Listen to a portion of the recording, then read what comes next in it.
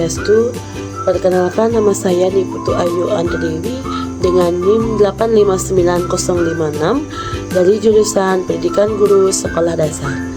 Pada kesempatan ini saya akan menjelaskan bagaimana etiologi, epistemologi, dan aksiologi membentuk dasar filsafat ilmu.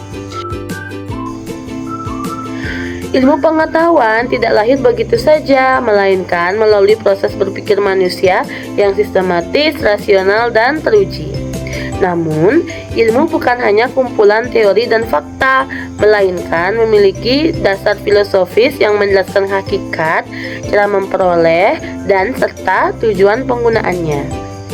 Disinilah filsafat ilmu berperan. Ia membantu kita memahami ilmu secara mendalam agar tidak hanya benar secara teori tetapi juga bermanfaat dan bermoral.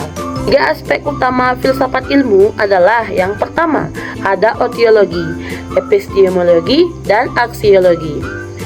3 aspek utama filsafat ilmu adalah yang pertama, itu etiologi, yang kedua, epistemologi, dan yang ketiga, aksiologi. Ketiganya ini saling berkaitan dan membentuk fondasi agar ilmu tetap bermakna dalam kehidupan. Oke, sekarang kita membahas tentang etiologi. Etiologi membahas tentang hakikat, realistis, dan objek kajian ilmu. Pertanyaannya adalah, apa sih yang dikaji oleh ilmu? Biologi mengkaji makhluk hidup, fisika mengkaji gejala alam, dan psikologi mengkaji perilaku manusia. Dengan etiologi, kita mengetahui batas ruang lingkup ilmu, sehingga penelitian tidak keluar dari realistis yang bisa dikaji secara rasional dan empiris. Etiologi memberi arah agar ilmu memiliki objek kajian yang jelas dan terukur.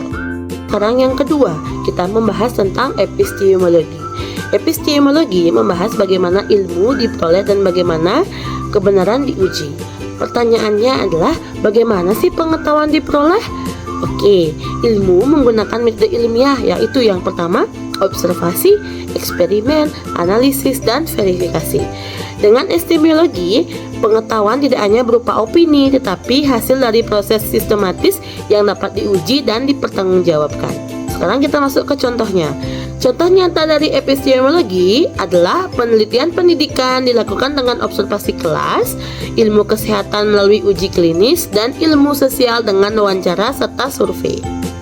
Epistemologi memastikan bahwa ilmu bersifat rasional, objektif, dan sahih. Yang ketiga adalah tentang aksiologi. Aksiologi membahas tentang nilai, etika, dan tujuan penggunaan ilmu. Pertanyaannya, untuk apa ilmu digunakan? Oke, kita bahas sekarang. Ilmu harus memberi manfaat bagi manusia dan lingkungan, bukan disalahgunakan. Contohnya, teknologi digunakan untuk meningkatkan kualitas pendidikan dan kesehatan. Energi dikembangkan secara ramah lingkungan, dan di media digunakan untuk menyebarkan informasi yang benar. Aksiologi menekankan bahwa ilmu harus digunakan secara bertanggung jawab, sesuai dengan nilai moral dan tujuan kemanusiaan. Etiologi, epistemologi, dan aksiologi tidak berdiri sendiri, melainkan saling melengkapi. Etiologi menentukan apa yang dikaji, epistemologi menjelaskan bagaimana kita mengkaji, dan aksiologi mengarah untuk apa ilmu digunakan. Ketiganya ini membentuk fondasi ilmu agar ilmu tidak hanya benar secara teori, tapi juga bermanfaat dalam praktik kehidupan.